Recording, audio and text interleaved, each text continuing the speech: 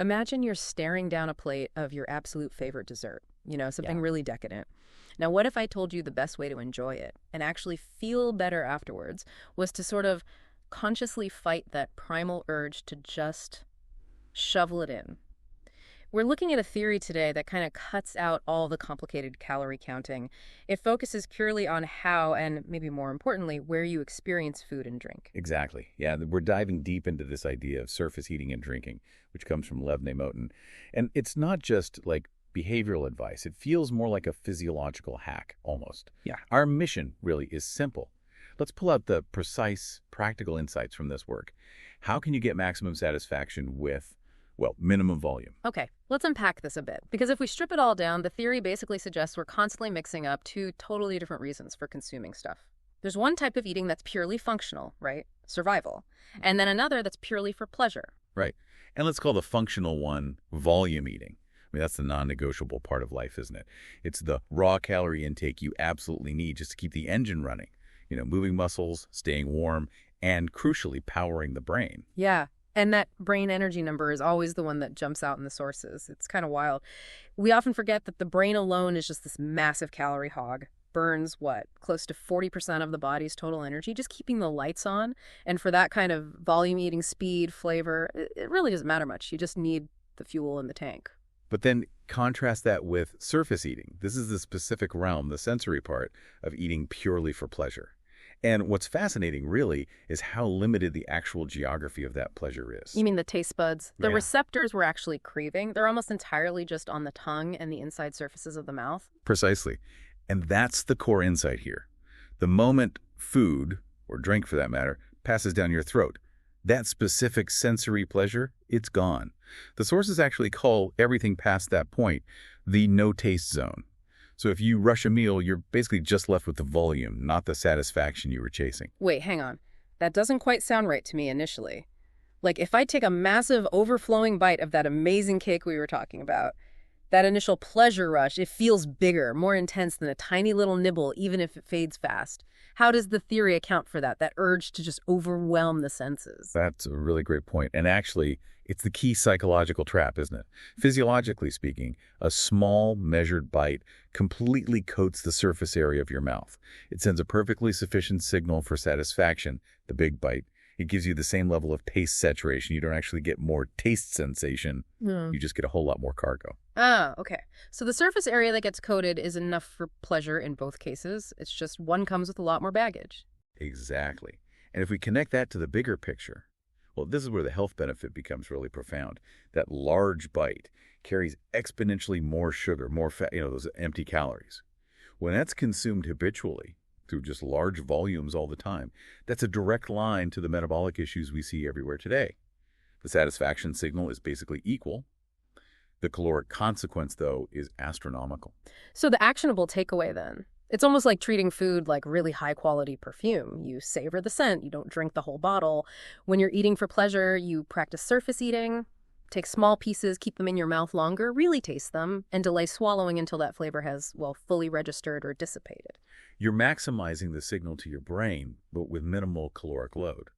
And the sources show the satisfaction you get is actually surprisingly fast, and it lasts longer because you were fully present for the actual experience you were after in the first place. Okay, let's pivot this. Let's take this streamlined approach to drinking, surface drinking. If we look at, say, a glass of really good wine, what happens when we apply this theory there? Well, when you take a deliberate small sip of wine, the alcohol actually begins absorbing almost immediately, right there through the surface of the mouth, the mucous membranes. That's where that quick, pleasant, sort of gentle lift, that enjoyable initial high comes from. That minimal contact starts the desired effect almost instantly. But what happens physiologically when we do the opposite? Take that classic big gulp. Is it just inefficient, or is it actually, actively detrimental? It's really both. The big gulp pretty much bypasses that crucial surface absorption. It rushes a high volume straight down to the stomach. And the stomach, contrary to what maybe some people think, contributes very little to that initial pleasant high.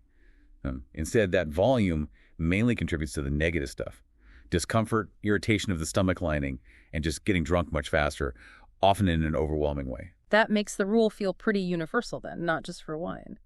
Think about like high-end craft coffee versus just chugging a huge soda. If you take small, appreciative sips of the coffee, you focus on the flavor profile, you get the satisfaction, the caffeine lift, the enjoyment of the warmth. Whereas, yeah, chugging a sugary soda is purely a volume exercise. You get a massive sugar load, maybe a momentary rush, but very little actual sensory pleasure beyond the first half second. Surface drinking is simply sips, not gulps. Doesn't matter if the cargo is alcohol, caffeine, or even just a really flavorful tea. This simplicity is really compelling, but it does raise a question for me. Why is the body built this way? Why does the system seem to handle these small amounts better?